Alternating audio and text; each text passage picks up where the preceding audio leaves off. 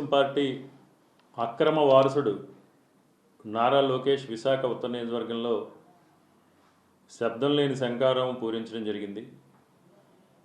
ఈ శబ్దం లేని శంఖారావంలో జనాలు లేక, కార్యకర్తల సహాయ సహకారాలు లేక, సరైన స్వాగతం లభించక, ఆయనకి ఏం మాట్లాడాలో అర్థం తెలియక ఆయన ఏదేదో మాట్లాడటం జరిగింది. అందులో కొన్ని అంశాలకు సంబంధించి, ముఖ్యంగా సంక్షేమం, అభివృద్ధికి సంబంధించి ఈరోజు సంక్షేమం విషయంలో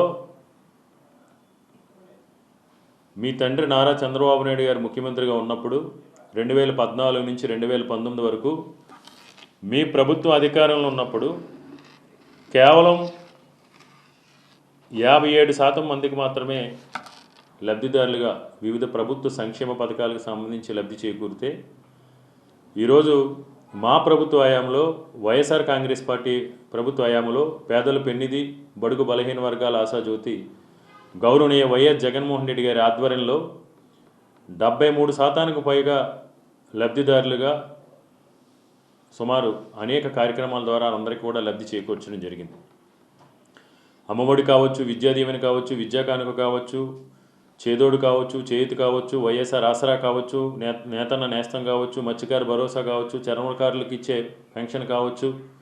వృద్ధాప్య పెన్షన్స్ కావచ్చు, ఆరోగ్యశ్రీ కార్డు ద్వారా కావచ్చు, ఇల్లు లేని అక్కసేమలకు సొంతింటి కళను నిజం చేసే విషయంలో ఇప్పటి వరకు కూడా 87 సచివాలయాలు ఉంటే, ప్రతి సచివాలయంలో పరిధిలోని కూడా డీబీటీ ద్వారా, నాన్ డీబీటీ ద్వారా మా నియోజకవర్గంలో ప్రజలకి జగన్మోహన్ రెడ్డి గారి చేతుల మీదుగా జగన్మోహన్ రెడ్డి గారి బటన్ నొక్కితే ఒక్క రూపాయి కూడా అవినీతి లేకుండా, దళారీ వ్యవస్థ లేకుండా, జన్మభూమి కమిటీలు లాంటి దోపిడీ వ్యవస్థ లేకుండా సుమారు 3,000 కోట్ల పైచీలకు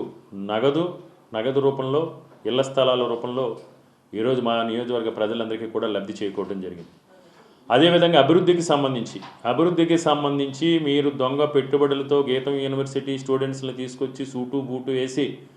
బ్యాంకులను లూటీ చేయడం కోసం దొంగ పెట్టుబడుల పేరుతో మీరు మోసం చేసే ప్రయత్నం చేస్తే, ఈరోజు మా జగన్మోహన్ రెడ్డి గారి ప్రభుత్వం అధికారంలోకి వచ్చిన తర్వాత గ్లోబల్ ఇన్వెస్ట్మెంట్ సమ్మిట్లో ఏ విధంగా దేశ విదేశాలకు సంబంధించిన పారిశ్రామిక దిగ్గజాలందరూ కూడా విచ్చేసి 13,43,000 కోట్ల రూపాయలు పెట్టుబడులు ఏ విధంగా చూశారో మీరే ప్రత్యక్షంగా చూశారు. అన్నిటికంటే కూడా ముఖ్యంగా జిల్లాకి ఏం జరిగింది, రాష్ట్రానికి ఏం జరిగిందని పక్కన పెడితే, మా నియోజకవర్గానికే జగన్మోహన్ రెడ్డి గారి ఆశీస్సులతో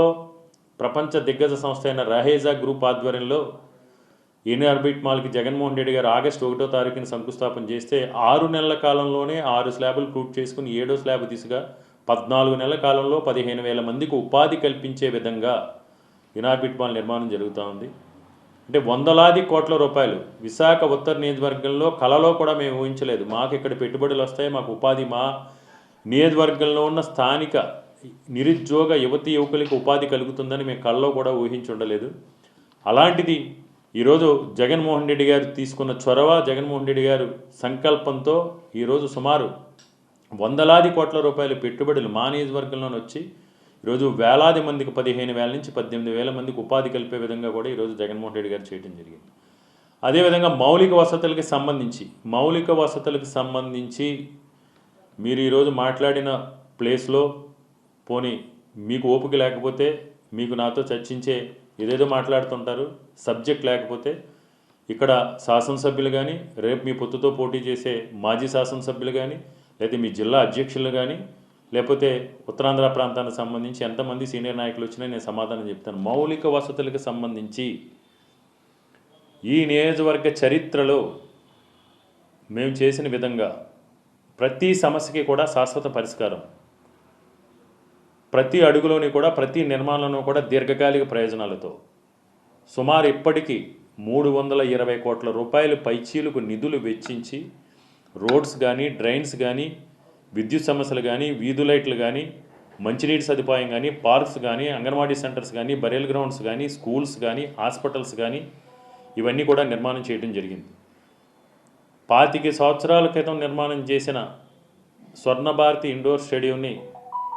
విశాఖపట్నం ఉత్తరాంధ్ర ప్రాంత క్రీడాకారులకు ఉపయోగపడే ఇండోర్ స్టేడియంని మీరు నిర్వీర్యం చేస్తే మా ప్రభుత్వ హయాంలో మా ముఖ్యమంత్రి గారు చొరవతో 16,45,00,000 రూపాయల నిధులతో ఈరోజు రెనోవేట్ చేస్తూ ఉన్నాం. ఆర్ఎండ్బి జంక్షన్ దగ్గర నుంచి సీతమ్మదారిలో ఉన్న అల్లూరి సీతారామరాజు గారి స్టాట్యూ వరకు ఉన్న రోడ్డు మీ ప్రభుత్వ హయాంలో ఆ రోడ్లో ప్రయాణం చేస్తే నరకప్రాయం అనే విధంగా ఉంది. మీ ప్రభుత్వం మీరు దిగిపోయి మీరు ఘోర పరాజయం చెందిన తర్వాత మా ప్రభుత్వం అధికారంలోకి వచ్చిన తర్వాత ఉంది. ఈ రోడ్డు ఆ రోడ్డు చూస్తే ప్రజలను అడగండి, ప్రజల్లోకి వస్తే తెలుస్తుంది. ఈ రోడ్డు ఇప్పటికే 18 కోట్ల రూపాయల నిధులతో ఆ రోడ్ని 3 ఫేజుల కింద అభివృద్ధి చేయడంతో పాటు విశాఖపట్నం పోర్ట్ ట్రస్ట్ వారితో పోరాడి వారిని రిక్వెస్ట్ చేసి పెద్దలు వైవి సుబ్బారెడ్డి గారు,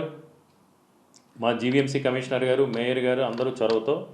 34,76,00,000 రూపాయలు సిఎస్ఆర్ నిధులను కూడా తీసుకొచ్చి మీ బాధ్యత ఇది, మీరు మా విశాఖపట్నం నగరంలో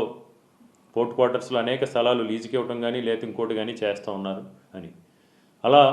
తీసుకొచ్చి మీ ప్రభుత్వ హయాంలో 2014 నుంచి 2019 వరకు కూడా బీజేపీ, జనసేన, తెలుగుదేశం పార్టీ పొత్తులో భాగంగా ఉన్నప్పుడు కనీసం మీరు ₹1 కోటి కూడా పోర్ట్ ట్రస్ట్ నుంచి విశాఖ ఉత్తర నియోజకవర్గానికి తీసుకురాలేపారు. బీజేపీ శాసనసభ్యుడి నుండి రాష్ట్రంలో మీరు అధికారంలో ఉండి కేంద్రంలో మీరు పొత్తు పెట్టుకుని బీజేపీ అధికారంలో ఉన్నప్పుడు మళ్ళీ పొత్తుకి ఈరోజు అర్రులు చేస్తూ ఉన్నారు. ఢిల్లీకి వెళ్ళి ఢిల్లీ పెద్దల కాళ్ళు మొక్కుతూ ఉన్నారు. అయినా